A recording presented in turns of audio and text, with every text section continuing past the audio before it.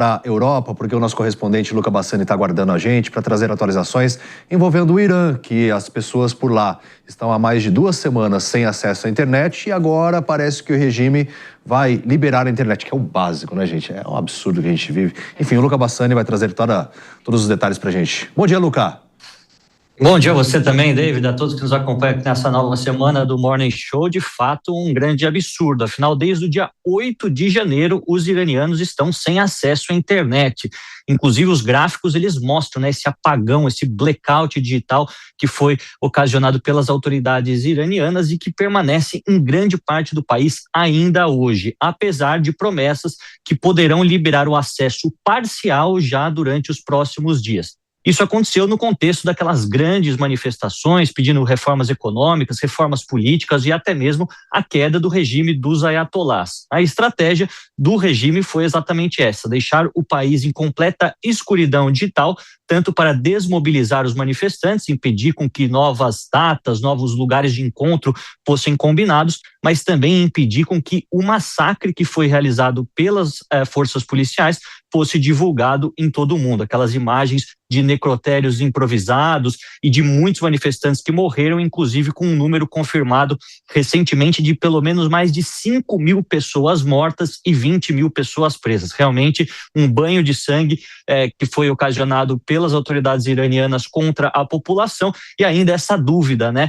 Será que todos estão bem? A diáspora iraniana em todo o mundo ela é muito grande, muitas pessoas preocupadas por não conseguirem falar por mais de 10 dias com a sua família e também saber qual é o real estado do país, né? Afinal, a crise econômica continua, o real iraniano, a moeda mais desvalorizada do mundo, hoje $1 americano vale mais do que 1.400.000 reais, ou seja, o nosso 1 para 5,5 não é tão ruim assim comparado com outras partes do mundo, e essa própria situação de impotência da população, que foi nas ruas, se manifestou, esperou uma ajuda internacional, muitos deles até perderam as suas vidas ou ficaram feridos, mas tudo indica que a República Islâmica permanecerá por pelo menos mais algum tempo. A gente, como sempre, desde o começo, observando essa história e trazendo essas atualizações. Por enquanto, a internet continua sem funcionar em grande parte do país, apenas temos a promessa, né, de algumas autoridades que isso possa se normalizar já durante as próximas horas ou os próximos dias dessa semana.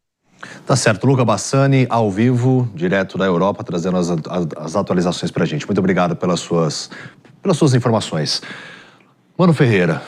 Bom, infelizmente, né, ao que tudo indica, o regime vai conseguir se manter tratando os protestos e toda aquela explosão que houve, né, nas ruas da população iraniana apenas como um capítulo a mais da insatisfação de boa parte da sociedade civil do Irã em relação ao regime, mas infelizmente não um final desse capítulo para uma retomada, uma reconstrução democrática do Irã, né? Eu espero que essas manifestações e esses protestos tenham gerado de fato uma fissura aí ao regime, a gente aqui apostando possivelmente que os ayatolás permaneçam no poder, mas que isso tenha deixado cicatrizes e marcas para uma população que não se esqueça disso. Você veja, eu estava assistindo ontem o filme Argo e eu vi cenas ali dos protestos que me lembraram os protestos que a gente viu nesses dias. O Irã, além de ter um real, uma moeda extremamente desvalorizada, vive uma inflação em cima dos alimentos de cerca de 70%.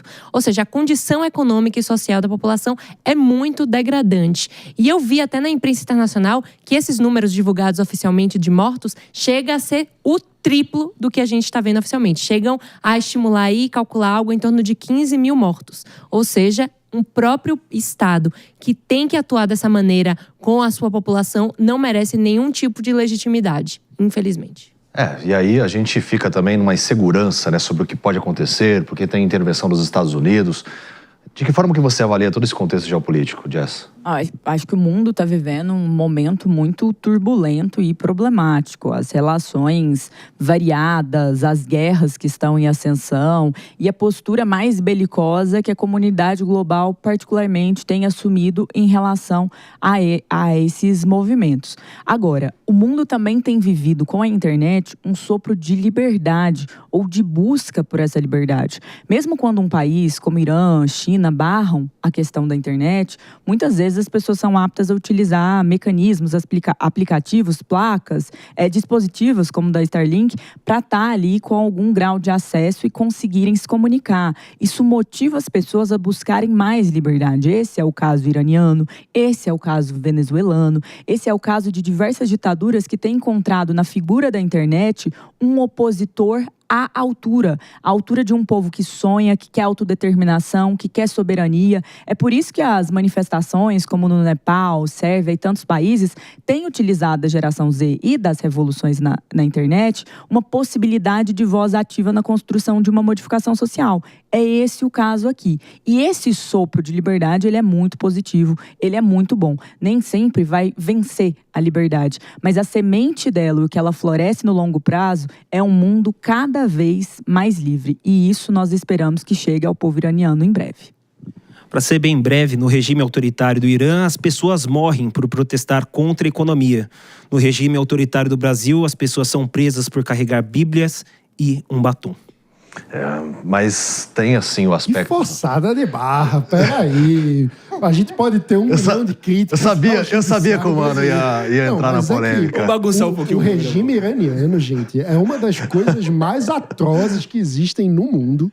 É um regime que mata mulheres porque o véu tá de um jeito que não é o específico determinado pela polícia dos costumes. Existe uma polícia dos costumes no Irã. Então, comparar uma coisa com a outra é realmente uma forçada de barra muito grande, por mais que haja críticas ao judiciário brasileiro. Eu espero que, como bem falou a Jazz de forma muito bonita, a semente da liberdade esteja florescendo no Irã, né? E que para isso ocorrer de fato, a gente vai precisar ter um processo de convencimento entre, sobretudo, parcela da população que é radicalizada do ponto de vista religioso. Então vamos precisar de uma espécie de iluminismo dentro do Islã, né? Precisaremos de pessoas que consigam trazer, a partir de argumentos da própria cultura iraniana, argumentos que consigam, de fato, convencer as pessoas de que a liberdade é muito melhor, mais próspera e consegue trazer frutos muito mais saborosos para toda a população do que qualquer regime autoritário. E aí eu até perdi um pouco o foco do Irã, e aí vocês levam para uns caminhos que eu não entendo, cara, assim, do debate, sabe? Dessa vez não fui eu, não. Mas você também faz muito isso, viu, mano?